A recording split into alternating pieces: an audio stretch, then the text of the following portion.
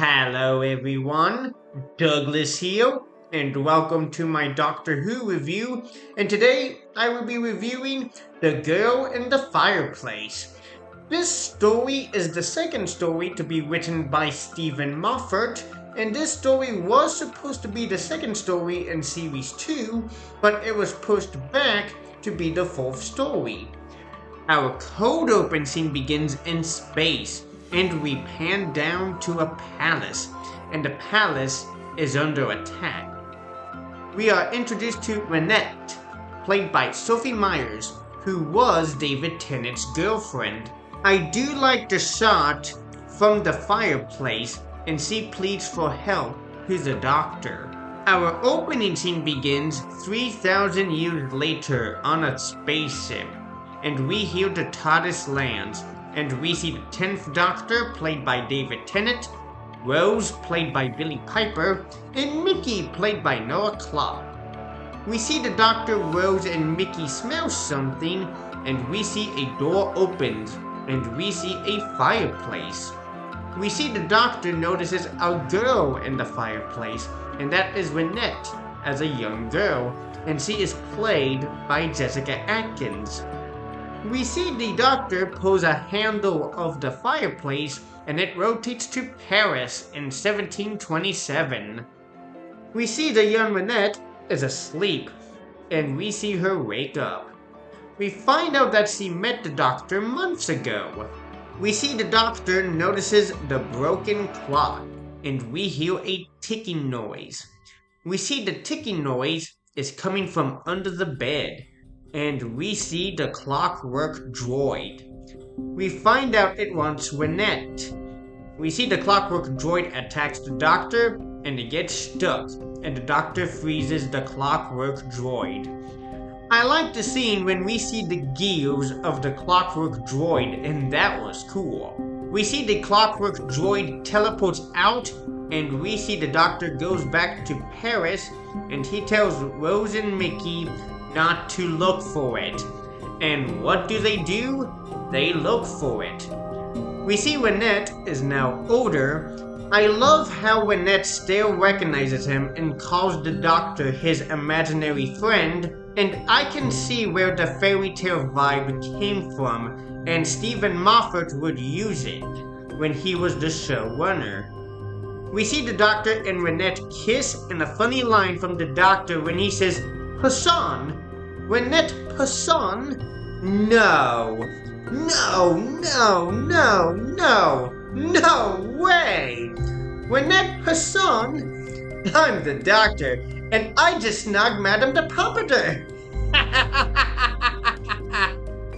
And that was the best funny line from the Doctor. We see the Doctor is back on the spaceship, and Rose and Mickey are gone. And we see there is a horse on the spaceship. We see Mickey is goofing off, and we see a camera. And there's an eyeball in there, and why actually? We see a human heart that is powering the spaceship, and how is that possible? We see the Doctor is looking for Rose and Mickey, and the horse follows him. And a funny line when the Doctor says, "Will you stop following me? I'm not your mother." We see the Doctor sees the doors, and they lead back to Paris. We see the Doctor is watching Lynette. We see the Doctor notices the broken clock, and yes, we see a clockwork droid, and the Doctor saves Lynette. We find out from the clockwork droid the ship hasn't moved in a year, and the reason why is they didn't have the parts, and they used the crew of the ship. Wow, that's dark. We see Rose and Mickey get caught by the clockwork droids. I do like the scene when the Doctor is going through Lynette's memories, and David Tennant and Sophie Myers do have good chemistry. A funny scene I like is when we see the Doctor pretending to be drunk. A funny line I like when the Doctor says this to Rose, "You sound just like your mother." We find out the ship is 37 years old, and Lynette is 37 years old, she would be compatible. So they are after her brain. We see the doctor pours the wine onto the clockwork droid, so it jams up its gears. We see the doctor is going to close the time windows, but they are not closing, so we find out one of them is still out there.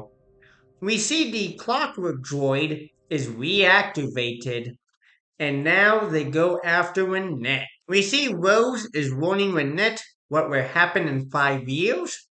We see Renette is on the ship and she hears her own future. We see the clockwork droids are attacking the party. We find out from the doctor, smash the glass, you smash the time windows. There will be no way back. We hear the horse and the doctor smashes through the mirror, and that was a cool scene.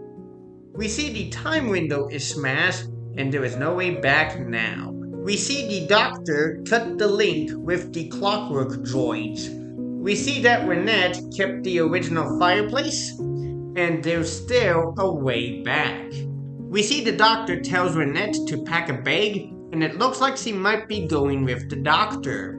We see the doctor is back in Renette's bedroom, and this scene is one of the saddest scenes. We find out that Renette died at 43. We see the doctor is back in the TARDIS. We see the doctor opens the letter and it reads, "My dear doctor, the path has never seemed more slow, and yet I feel I am nearing its end. Reason tells me that you and I are unlikely to meet again, but I think I shall not listen to reason. I have seen the world inside your head, and know that all things are possible. Hurry though, my love. My days grow shorter now, and I am so very weak. Godspeed, my lonely angel." We see the doctor looks at the fireplace, and you can tell that there is something human about this doctor, and he closes the time window. We see the TARDIS takes off, and we see a portrait of Renette, and we find out the ship is called the SS Madame de Pompadour, and that is the end. I will say it is a good story, but at the same time, I think the writing in this story is poor. Rose and Mickey were completely sidelined in this story, and this was Mickey's first off-world adventure, so I'm sorry, I blame poor writing on that. Another thing I have to say is, how could a human heart power up a spaceship? That makes no sense at all. I will say, I did enjoy the story, and it did have the fairy tale vibe that Steven Moffat would use in the Matt Smith era. I also like Maury Gold's music in this story, and he made this story magical. And I did enjoy the Madame de Pompadour track, and that is beautiful with the piano music. I also like the clockwork droids, and we will see them again in the 12th Doctor's debut story, Deep Breath. I will say Steven Moffat's script had good imagination, and the direction by Euros Lyn is good, and I will give The Girl in the Fireplace a 7 out of 10. So that is my review of The Girl in the Fireplace. Don't forget to like, share, and subscribe to this channel, and I will see you next time for my review of Rise of the Cybermen and the Age of Steel. And that's right, the Cybermen are back.